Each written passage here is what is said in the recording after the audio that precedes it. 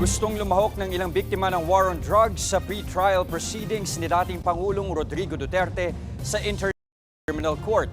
Sa dokumentong inilabas ng ICC, aabot daw sa 300 na nagsumite ng aplikasyon para makalahok sa kaso.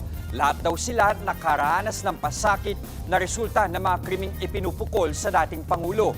Verify daw ang pagkakakilanlan ng mga biktima sa pamamagitan ng kanilang mga government-issued ID.